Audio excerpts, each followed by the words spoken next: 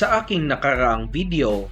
aking ibinalita ang patungkol sa ibinigay na $500 million ng Estados Unidos o katumbas ng nasa 29 billion pesos bilang paunang tulong ng Amerika sa Pilipinas para sa ating AFP Modernization Program. Sinasabing prioridad umano ng Philippine government na gamitin ang pondo para sa fighter jet project ng Philippine Air Force na kung saan pinagpipilian sa ngayon ang offer na F-16 Viper ng Estados Unidos at ang JAS 39 Gripen ng bansang Sweden at napakatagal na ng proyekto na ito ng Philippine Air Force. Alam nating marami na ang nababagot sa pinagagawa na ito ng ating Air Force, ngunit ayon sa kanila, sumali ang Air Force sa exercise Pitch Black sa Australia nitong nakaraang buwan lamang upang malaman kung alin nga ba sa JAS 39 Gripen at F-16 Viper ang kanilang pipiliin para sa kanilang proyekto. Sa mga hindi nakakaalam kung ano ang exercise Pitch Black, isa itong pagsasanay ng nasa 20 bansa at nasa 140 aircraft ang kasali dito at kasama na nga dito ang F-16 at JAS 39 Gripen ng ibang bansa. At sa pagsasanay nga na ito, ay sinasabing nagkaroon ng dogfight sa pagitan ng FA-50 fighters ng Pilipinas na may tuturing na isa lamang light fighter jet laban sa JAS 39 Gripen CD ng bansang Thailand na kapareho sa gustong bilhin ng Pinas at naging malaking pagkagulat ang naging resulta sa dogfight ng dalawang aircraft. Ayon sa mga nagsilabasang impormasyon, natalo ng FA-50 ng Pinas ang JAS 39 Gripen ng Thailand matapos umiskor ng 10 points ang FA-50 laban sa 7 points lamang ng JAS 39 Gripen at hindi ito magandang resulta para sa offer na fighter jets ng bansang Sweden dahil tinalo lamang ng isang fighter trainer jet ang kanilang produkto. At sa eksklusibong balita mula sa Max Defense, mukhang buo na ang desisyon ng Philippine Air Force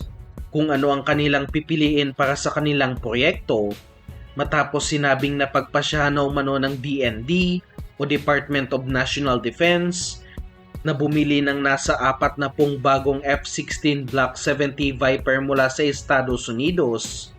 na gawa ng American defense giant na Lockheed Martin. Nasa advanced stages na umano ang negosasyon ng Pilipinas sa Pentagon o Department of Defense ng Amerika at dito na siguro gagamitin ang nasa $500 million o 29 billion pesos na binigay ng Amerika para sa ating hukbong senatahan na magiging sapat na para sa down payment ng mga naturang aircraft. Tinaas na din sa 75 billion pesos ang magiging budget para sa AFP Modernization Program, kaya kakayanin na talaga ng bansa na bumili ng fighter jet, lalo na't kailangan na ito ng Pilipinas sa ngayon sa gitna ng patuloy na pinapakitang banta ng China. Magkakahalaga ng ilang daang bilyong piso ang nasa 40 bagong fighter jets, ngunit nasabi din siguro na ganito kadami ang bibilhin dahil may inaasahan din na $2.5 billion mula sa Amerika o nasa 140 billion pesos na hinihintay na lang mapirmahan sa ngayon ng US government para sa ating AFP Modernization Program. At sa balita galing naman sa GMA News, mukhang totoo nga na F-16 Vipers ang kanilang bibilhin matapos ibalitang ang naging dahilan umano ng pagka-delay ng proyekto ng Philippine Air Force na magkaroon ng bagong mga fighter jets nitong mga nakalipas na buwan ay hindi dahil sa hindi pa rin makapili ang Philippine Air Force kundi nang dahil sa kumpanya na nanggaling sa Sweden.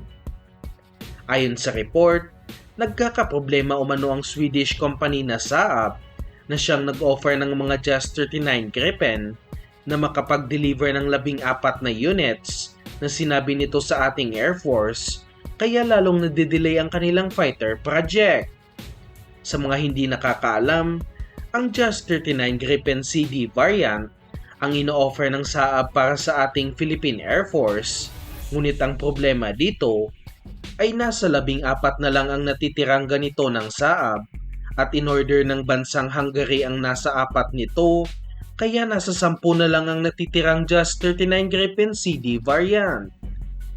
Kung inyong sasabihin na gumawa na lang ng bagong aircraft ang Saab, ay hindi na rin po pwede dahil hindi na sila gumagawa ng CD variant ng Gripen at nakafocus na sila sa paggawa ng EF variant. Kaya ino-offer sa ngayon ng Saab ang kanilang Just 39 Gripen EF variant, ngunit ang problema dito